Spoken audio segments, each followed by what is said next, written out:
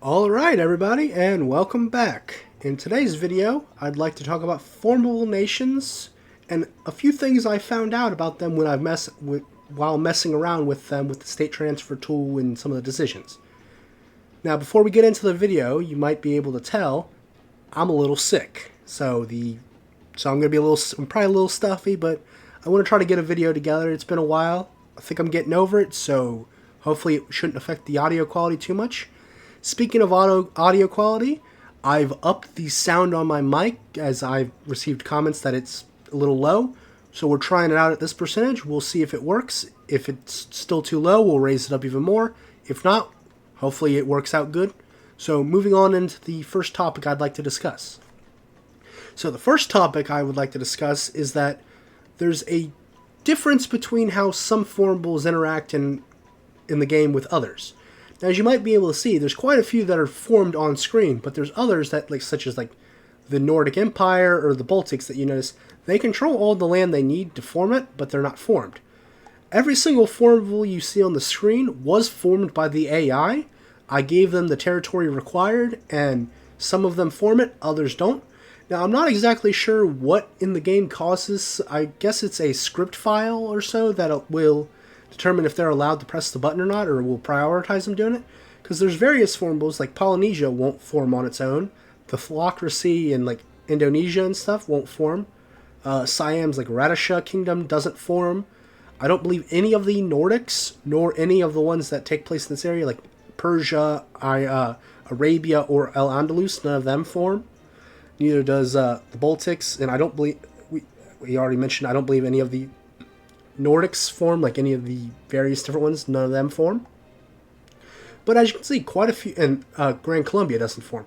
But as you can see, quite a few other ones do form. Mostly the new ones. A lot of the original ones that were introduced in Waking the Tiger, they don't form. I guess that's because they didn't put it in the script for the AI to actually form them when they obtain enough, when they obtain all of the states required. But a lot of the new ones that have been added over the last few DLCs, they all do. Now, the specific ones I'm talking about are the decisions from the start of the game. Like when you load into a nation, they have the decision that formed the nation from day one. That's the specific ones I'm talking about now, not necessarily focus tree path ones, like Iberia or the Baltic Socialist Union and all that. So we're really just talking about the ones that any nation that has access to it day one. So Paradox going through and fixing the ones that don't form would be very much appreciated by me, because as of right now, it kind of just makes it where you do not want to ever give any of these ones that don't have the ability to form nation any of the land, because they legitimately can't do anything with it. You can give Iran or Iraq or any of the other formables all of the land in the world, they won't form any of the nations they can with them. But there's other nations that can. Now, something interesting I did find out is, besides the Danubian Confederation with Czechoslovakia and the European Federation, which with France, I assume the others would also not work, but I only really tested it with France. These are the only two I found that do not form their formable nation while being a puppet. Every other one here, such as the Horn of Africa, East Africa, the United States of Latin Africa, any of the other ones that form on their own will form regardless of if they're a puppet or not, which I thought was pretty cool. Now, a lot of the original formables have a check that requires you to be independent to form them, but pretty much all of the new ones do not require it, which is really cool. It makes it way easier to make it where you can puppet places, feed them certain territories, and have them form the nation and make them a stronger puppet. Now, this is one of the real reasons I wanted to have this video, is that I think the puppet management system would be a lot more interesting if you could actually give colonial territories to your puppets and have them form stronger nations to be better puppets. For instance, if you're playing as let's go with Portugal and you have Angola, if you manage to get the French West African colonies as well as the Belgian Congo, you should be able to form Latin Africa and have them as a very strong puppet. I don't see a reason you can't do that. I think that'd be a little interesting to have a little colonial. We already have well, I wouldn't have it in this, but like we already have where like you can do like little things in your puppet nations, like you can crack down on them, and but you never do those decisions. So actually making those decisions have some interest, where like you can give them control of certain territories and have them form a nation where like they get more cores and you'd be able to extract all the resources out of them better. I think it would just be way more interesting and make it way more fun to play as a more colonial power. They actually do have a sort of system like that with Italian East Africa. So when you go through the focuses and you form Italian East Africa, and you actually gain control of British Somaliland, Djibouti, and Gorisha, you can actually give them to Italian East Africa, and they will gain cores, like not cores, they will gain control. Like they will state ownership of the states, which is really cool. So expanding that feature to pretty much all the other nations and like be able to make puppets, I think that'd be a great addition to the game. Such as like down here at Mutapa, they can form Mutapa, but it is required that they be a Dominion or fully independent, which I don't know if that was how it originally was, if you could be a Dominion and form Mutapa, but both Mutapa and Polynesia can be formed as Dominions, which, while it kind of makes it where if you like puppet them as another nation, they can't really do it because they wouldn't be a Dominion, but it makes it where their starting spot as Dominions of the United Kingdom actually makes it interesting, especially because there's a focus path in New Zealand where they can actually request control of the, I believe it's, I'm not sure which focus allows you to do it, but you can actually request control of all of the Pacific Islands from your allies, and then like when you capitulate Japan, and if it becomes a supervised state and you don't get control of the specific islands, if they're in your faction, you can get control of them as well. So you can form Polynesia, or as South Africa, you can request a secure interest in Africa. Will give you control of all of the British colonies up until South Sudan. So if Portugal goes to war with the Allies, you could actually form Mutapa as as historical South Africa. So having that kind of stuff's pretty cool. So I would like it where if they introduce a system where like you could more control this kind of thing, like as the United Kingdom, if you can grant if you get control of Mozambique, you could give control of it and the other colonies required to South Africa, and they can form Mutapa and be a stronger puppet for you. Or any of the other puppets, like you could give them the controlled territories. Or if another way they could do it is kind of like how they have with the Italian East Africa, where you control certain states and they can form it. So like, say East Africa, the United Kingdom starts out with all the states required for East Africa. They control all Kenya, all Uganda, and all of Tanzania. Well, Tanzania is only one state, but they control this territory. I think it'd be cool if they had it where if you do where you could just form it as a puppet. It would probably be a colony, like such as the British Raj would be a good starting point for its autonomy. Then if you don't give control, if you don't let Ethiopia come as a government in exile, as you go to war, you would have a puppet here who would have some troops to help you invade into the Ethiopian theater, and then you could give them control of the Somalian territories, as well as because you would have this. If you give them control of this, because you'd get this from Vichy France, the rest from Italy, and you already would control British Somaliland, which is an expansion for East Africa, you'd be able to click a decision, give all this territory over to East Africa. Well, it would probably only give full control of this territory because you'd be occupying this from Italy, but it would give them all the cores they need on it. So then it would make this puppet even stronger. And then you could also give them I believe Mallory, and if you end up at war with Portugal, you could get the Mozambique Northern Territory. They could expand into that. Or if you get control of Burundi and Rwanda, they could get control of that. It would make it way more dynamic with your puppets, and it would make it a lot more interesting. Because, say you're playing, I don't know, a European country, and you go to war with Italy, for instance.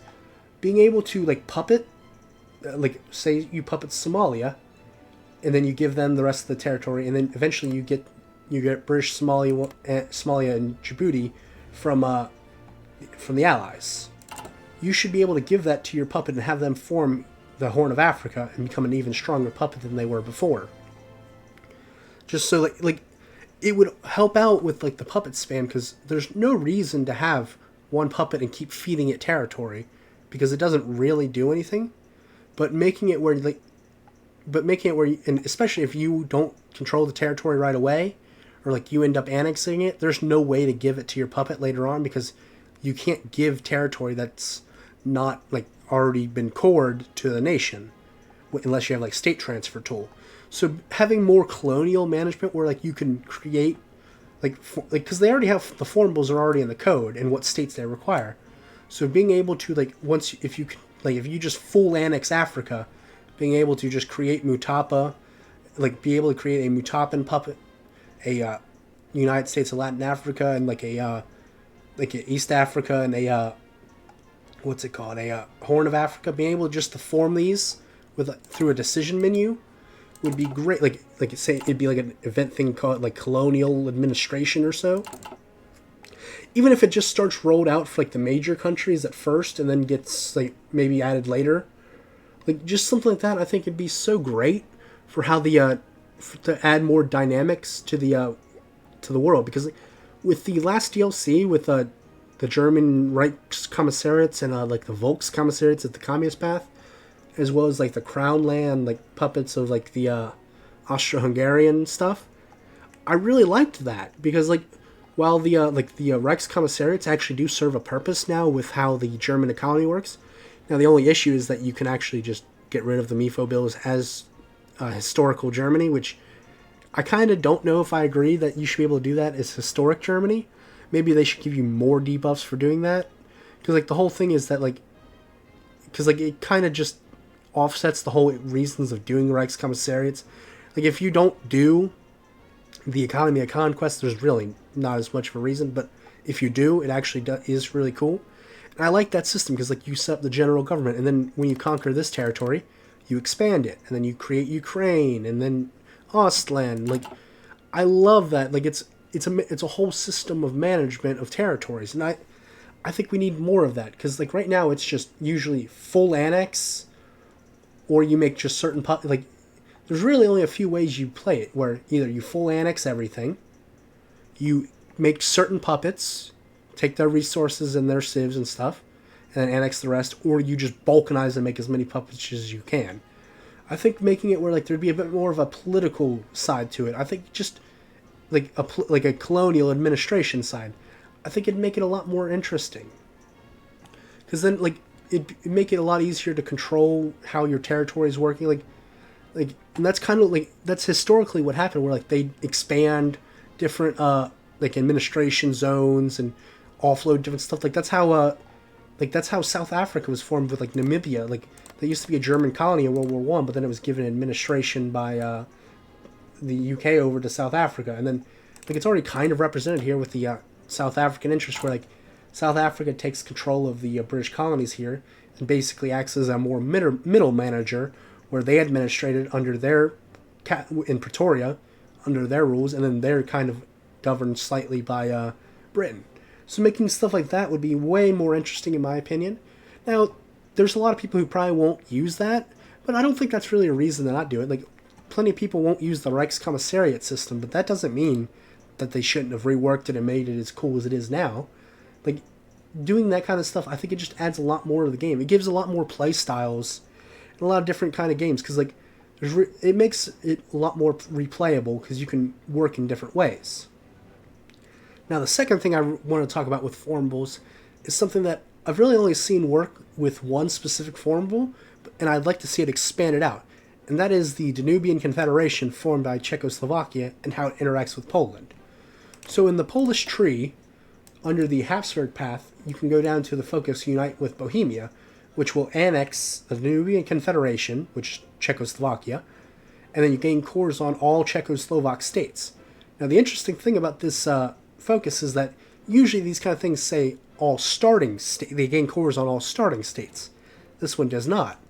And in a Hatless Spider video, you can he went through the painstaking goal of allying with Czechoslovakia, going to the war, giving them all the territory required to form the Confederation, then doing the Unite with Bohemia focus to gain cores on the entire Austro-Hungarian Empire, which I thought was really cool. And it got me thinking. That could be a way to make you want to power up your allies a little bit more, at least in certain situations, where you can actually give them control. It also helps with, like, because, like, right now, say you're playing as Germany. There is no reason whatsoever to give any of this territory to Finland.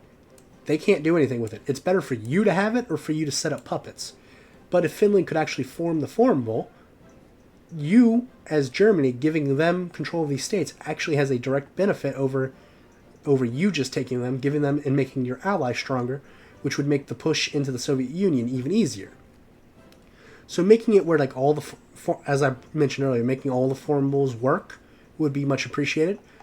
But also making it where, like, you can actually have allies make formables and then do stuff like annex and get cores on all of the formables, I think would make it way better, because this makes this whole path very different, because I've played the Habsburg path. It's a pretty fun path. It's not the strongest Polish path, and it's pretty straightforward, because you go down, you unite with Bohemia, you get the Habsburg alliance, and you pretty much put you make, like, Hungary a personal union kingdom, and then and because you do that, you can actually do the wrong focus tree. Because you make the alliance, you can demand Westphalia, which gets your like the modern day Polish borders with Germany.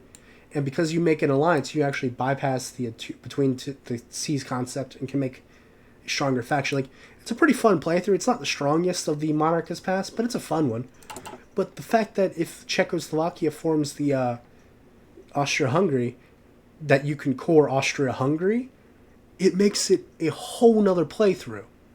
Like, now, I've not done it. I might try it. I might try to follow Hatless's guide.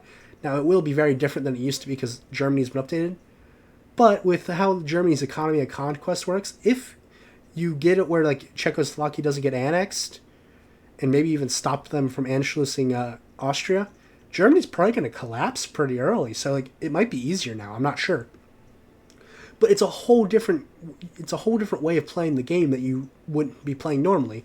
It basically makes this two separate paths, one which is normal easy mode, one which is like mega challenge mode. So, like, I think adding more of that stuff would be great, because, like, right now in the other trees there's checks where, like, you only gain cores on the starting cores. Like, even with, like, say, like, the European Federation, you gain cores on starting German cores. You don't get the Austrian cores or the Sudeten cores or the Danzig cores that Germany has during the game. You just get the starting cores. I think that's kind of... I think you should, if it's like core, you should... If it's a nation that you require every starting state of them, you should gain all of their cores that they have. Like, if you need to own all of Finland to for a formable, you should be able to core all of Finland's cores, regardless if they only have the Finnish cores or if they have extra cores. It's the same thing that, like, Czechoslovakia has, where you gain cores on all of Czechoslovakia. You might as well be able to core whatever cores they have, because it makes it where if they gain cores, you gain cores. So helping them gain more cores in a way helps you. It gives it a more dynamic play style. So I think we should do more of that. Besides that, I think that covers most of what I wanted to say with the more colonial management and more diplomacy in the game. Like, I think it would just expand out how you could play a game. Because one of the things with the game is that while they are expanding trees and making a lot of them better, we're like saying we'll take the Poland tree because it's not the new guy anymore, but it's still a good tree. Poland has plenty of paths you can play. Now, granted, you might not want to play all of them, and a lot of them play the same. Like, a lot of this plays the same, but that's more because it's supposed to be the semi-historic with some slight flavors depending on how stuff goes. But then you got, like, the democratic and the communist. You got not just the 4 you see here, but actually 5 monarchist trees, and then you got the fascist tree, which shares over with some of the monarchist trees, so it's not the best tree, but you can see there's a lot of trees here, but realistically they play one way. So some of them play differently depending on the situation. Poland's not a great example of this because you can deal with the Germans and the Soviets different ways, so it makes the playthroughs a bit differently. But the point is that they only can do so many things per playthrough, usually. So adding anything that allows the playthroughs to be slightly different, such as with this diplomacy of how, like, colonial governments and such, or how you can annex different areas depending on what kind of formables they themselves form. Like, I think it would just make the game more interesting and give you a lot more to go on. Just, it would let the play styles be a little bit different, because then you might want to actually power up other countries before you annex them, which would make the game harder because you're not getting the short-term boost of getting earlier cores and such, but you're setting up for a more late game. I think it would give purpose for playing later in the game too, because you wouldn't be able to set up all these as early. It would make the same path have more of an early game feel and late game feel depending on how you want to play the game. So overall, it's something I think the game would benefit greatly from, and would just add longevity to pretty much even old focus trees. I think would give them a lot more to do and make it just not feel as outdated, because then you can at least do certain things where the tree doesn't feel as limiting, because now you have a bunch of other stuff that's just part of the game for every nation that you can do, which makes it just feel better. I think that should probably wrap up all my points for the video. So remember to like, comment, and subscribe. And I thank you all for watching. I'll see you in the next one.